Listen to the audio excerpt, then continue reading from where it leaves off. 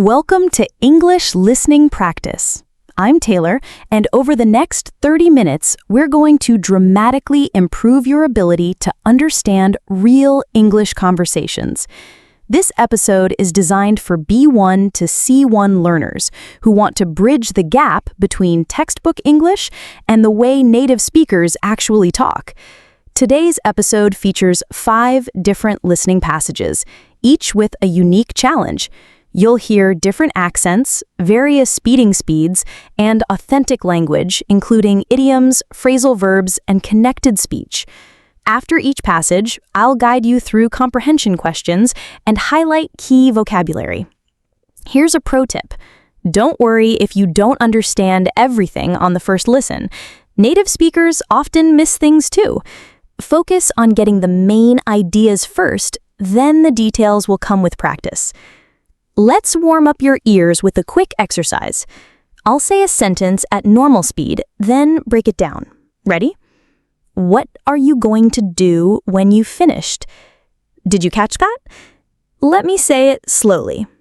What are you going to do when you have finished? Notice how in natural speech, what are becomes whatter, going to becomes gonna, and you have becomes you've.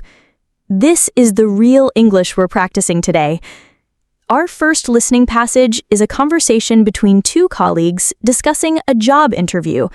You'll hear British and American accents mixed together. Listen for the main points. How did the interview go? What challenges did they face? What's the next step? Here we go. Marcus, American. Hey, Sophie, I've been dying to hear. How'd your interview go yesterday? Sophie, British. Oh, Marcus, it was intense, to say the least. I was there for nearly 3 hours. Marcus, American. 3 hours? That's insane. What did they have you doing? Building a rocket? Sophie, British. Laughs. Felt like it. First, there was the panel interview, 4 people firing questions at me, then a technical test, and finally a presentation I had to prepare on the spot. Marcus, American. Whoa, talk about putting you through your paces. How'd you handle the pressure? Sophie, British. The panel interview went brilliantly, actually. They asked about my experience with project management, and I used that STAR method you taught me. You know, the situation, task, action, result. They seemed really impressed when I talked about the Morrison account turnaround. Marcus, American. That's awesome. I knew that would come in handy. What about the technical test? Sophie, British. That's where things got a bit dodgy. They threw in some curveball questions about software I haven't used in years. I was honest about it, though, said I'd need to brush up, but that I'm a quick learner. Marcus, American. Honesty is always the best policy. They probably appreciated that. And the presentation? Sophie, British. They gave me 30 minutes to prepare a pitch for a hypothetical client. My hands were literally shaking, but once I got going, I found my rhythm. I even made them laugh a couple of times. Marcus, American. That's huge. Humor can really seal the deal. When will you hear back? Sophie, British. They said early next week. The waiting is going to kill me. The head of department mentioned they're interviewing 12 people for just 2 positions. Marcus, American. 12 for 2? That's rough competition. But hey, you've got this. You're exactly what they're looking for. Sophie, British. Thanks, Marcus. Fingers crossed. If I don't get it, at least it was brilliant practice. The feedback alone was worth it. Marcus, American. That's the spirit. Want to grab coffee and debrief properly? I want to hear every detail. Sophie, British. Absolutely. Your treat if I get the job? Marcus, American, laughs. Deal. But I'm confident I'll be buying that coffee. Okay, let's check your comprehension. Think about these questions. First, how long was Sophie's interview? The answer? Nearly 3 hours. Second, What 3 components did the interview have? Answer: a panel interview, a technical test, and a presentation. Third, how many positions are available and how many people are interviewing? Answer: 2 positions, 12 candidates. Let's look at some key phrases. Dying to hear means very eager to know something. Put through your paces means to test someone's abilities thoroughly. Dodgy, British slang meaning uncertain or risky. Curveball questions, unexpected, difficult questions. Seal the deal. Finalize something successfully. Notice the connected speech. How'd your interview go? How did becomes how'd. Going to kill me. Going to becomes gonna. Now let's challenge ourselves with a news report. This features more formal language and technical vocabulary. Listen for what new technology is being discussed. What are its benefits? What concerns are raised? Good evening. Tonight, we're examining a groundbreaking development in carbon capture technology that could revolutionize our approach to climate change. Our science correspondent, Jennifer Walsh, has this special report. Thank you, Richard. I'm here at the University of Cambridge, where researchers have unveiled what they're calling a game changer in the fight against global warming. The team, led by Professor David Chen, has developed a new material that can absorb CO2 from the atmosphere at unprecedented rates. Professor Chen, what we've created is essentially a super sponge for carbon dioxide. Our metal organic framework, or MOF, can capture CO2 molecules while allowing other gases to pass through freely. What's particularly exciting is that it works at room temperature and requires minimal energy to release the captured CO2 for storage. The implications are staggering. Current carbon capture technologies are energy-intensive and expensive, limiting their widespread adoption. This new material could reduce costs by up to 75% while increasing efficiency threefold. However, not everyone's convinced. Dr. Sarah Martinez from the Environmental Policy Institute raises some concerns. Dr. Martinez, while this technology is undoubtedly impressive, we need to be cautious about viewing it as a silver bullet. There's a risk that breakthrough technologies like this could be used to justify continued fossil fuel consumption rather than addressing the root cause of emissions. We call this the moral hazard problem. The research team acknowledges these concerns, but argues that we need every tool available in our climate arsenal. Professor Chen, we're facing a climate emergency that requires both immediate emission reductions and active removal of existing atmospheric CO2. This technology doesn't replace renewable energy or conservation efforts, it complements them. We're looking at scaling up production and, if successful, we could see industrial applications within 3 to 5 years. The technology has already attracted significant investment. Tech billionaire James Morrison announced a $500 million fund specifically for carbon capture technologies, with this Cambridge team receiving the first major grant. The question now isn't whether this technology works, it clearly does. The challenge is scaling it up quickly enough to make a meaningful impact on global emissions. For BBC News, I'm Jennifer Walsh in Cambridge. Fascinating developments there. Coming up after the break, let's test your understanding. What type of material did the researchers develop? A metal organic framework, or MOF, that acts like a super sponge for CO2. What's the cost reduction potential of this technology? Up to 75% cost reduction. What concern does Dr. Martinez raise? The moral hazard problem that this technology might justify continued fossil fuel use. Key vocabulary. Game changer. Something that completely changes how something is done. Unprecedented. Never seen or done before. Staggering. Shocking or amazing. Silver bullet, a simple solution to a complex problem.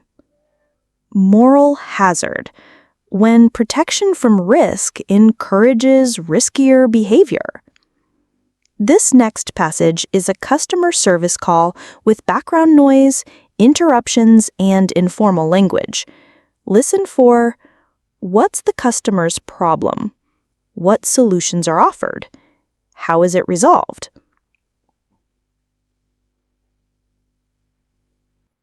Good afternoon, Tech Support Plus.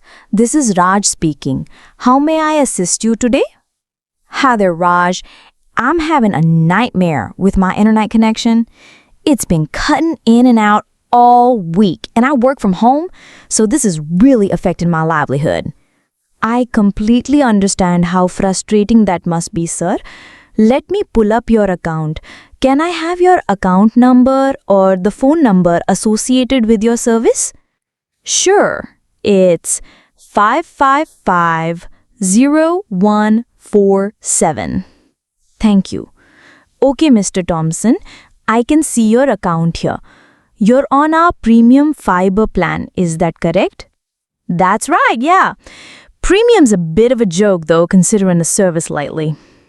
I sincerely apologize for the inconvenience. I can see there have been some intermittent connectivity issues logged. Let me run a diagnostic on your line. While that's running, can you tell me when these disconnections typically occur? It's totally random. Sometimes it's fine for hours, then boom, drops out for like 10-15 minutes. Yesterday, it happened right in the middle of a presentation to clients. I look like a complete amateur. That's absolutely unacceptable, and I'm truly sorry that happened. The diagnostic is showing some signal degradation on your line. Mr. Thompson, have you noticed any construction work in your area recently? Actually, yeah. They've been digging up the road about 2 blocks away. You think that's related? It's very possible. Construction can sometimes damage underground cables. I'm seeing here that there's a reported infrastructure issue in your area that's scheduled for repair. However, I don't want you to wait any longer. I have 2 immediate solutions for you. I'm all ears. First, I can send a technician to your property tomorrow between 2 and 4 p.m. to check your internal connections and potentially reroute your service through a different line. Second, as compensation for this inconvenience, I'd like to offer you a portable 5G hotspot free of charge until your main connection is stable. We'll also credit your account for the past week of service issues. Oh wow, I wasn't expecting that. The hotspot would be a lifesaver. Can you guarantee it'll work better than my current connection? The 5G hotspot provides a completely independent connection, so it won't be affected by the cable issues. It should give you speeds of 50 to 100 Mbps, which is perfect for video calls and regular work. I can have it couriered to you today for arrival by 6 p.m. That's actually fantastic, Raj. And the technician tomorrow? Yes, sir. They'll do a comprehensive check and have authorization to implement any fixes needed at no charge to you. You'll also receive a text an hour before they arrive. Is 2 to 4 p.m. suitable? Perfect. Raj, you've turned my whole day around. I was ready to cancel everything and switch providers. We absolutely don't want to lose you as a customer, Mr. Thompson. Your satisfaction is our priority. The hotspot will arrive today, the technician tomorrow, and you'll see a credit of $89.99 on your next bill. Is there anything else I can help you with? No, that's everything. Thanks for actually listening and solving the problem, instead of just reading from a script. It's my pleasure, sir. You'll receive an email confirmation of everything we've discussed. Have a wonderful day. Comprehension check. What's been happening with the customer's internet? Cutting in and out intermittently all week. What 2 solutions did Raj offer? A technician visit tomorrow and a free 5G hotspot delivered today. What compensation will the customer receive? An $89.99 credit on a next bill. Useful phrases. Having a nightmare. Experiencing serious problems. I'm all ears. I'm listening carefully. Turn something around. Completely change a situation. Reading from a script, giving rehearsed, impersonal responses. This passage is from a university lecture on behavioral economics. It features academic vocabulary, complex ideas, and a Scottish accent. Listen for the main theory being explained and the examples used. Right then, continuing our exploration of cognitive biases, today we're examining what's arguably the most pervasive bias affecting human decision-making, the availability heuristic. Now, before we dive deep, can anyone recall what we mean by heuristic? No? Well, a heuristic is essentially a mental shortcut, a rule of thumb our brains use to make quick decisions without extensive analysis. Usually these serve us well, but sometimes they lead us astray. The availability heuristic, first identified by Tversky and Kahneman in the 1970s, describes our tendency to overestimate the likelihood of events that come easily to mind. In other words, if you can readily recall examples of something happening, you'll think it's more common than it actually is. Let me illustrate with a classic example. Which do you think causes more deaths annually in the United States? Shark attacks or falling aeroplane parts? Most people immediately say shark attacks. Why? Because shark attacks make headlines. They're dramatized in films. They're memorable and frightening. But here's the thing. Statistically, you're 30 times more likely to be killed by falling aeroplane parts. The availability heuristic has skewed your risk assessment. This bias has profound implications for how we navigate modern life. Consider how media coverage affects our perception of crime. Despite crime rates falling consistently over the past 3 decades in most developed nations, surveys show people believe crime is increasing. Why? Because every violent crime gets extensive media coverage, making these events highly available in our memory. The business world exploits this bias constantly. Insurance companies know that after highly publicized natural disasters, people overestimate the risk and purchase more coverage than statistically warranted. Marketing teams use vivid testimonials rather than statistics because personal stories are more available to our memory than abstract numbers. But here's where it gets really interesting and somewhat concerning. Social media has essentially weaponized the availability heuristic. Algorithms show us content similar to what we've previously engaged with, creating echo chambers where certain types of information become hyper-available while others virtually disappear. This doesn't just affect our shopping habits, it shapes our political views, our understanding of social issues, even our perception of what's normal or acceptable behaviour. So, how do we combat this bias? Well, awareness is the first step. Simply knowing about the availability heuristic helps you recognise when it might be influencing your judgment. Second, actively seek out base rate information, actual statistics rather than memorable anecdotes. Third, and this is crucial, diversify your information sources. If all your information comes from similar sources, you're amplifying the bias rather than correcting for it. Remember, our brains evolved for a world where immediate, memorable dangers were often the most serious threats. A rustling in the bushes that might be a predator deserved our full attention. But in today's information-saturated world, the most available information isn't necessarily the most accurate or important. Let's check your understanding. What is the availability heuristic? The tendency to overestimate the likelihood of events that easily come to mind. What example shows people are 30 times more at risk than they think? Falling airplane parts cause more deaths than shark attacks. How does social media amplify this bias? Algorithms create echo chambers by showing similar content repeatedly. Academic vocabulary.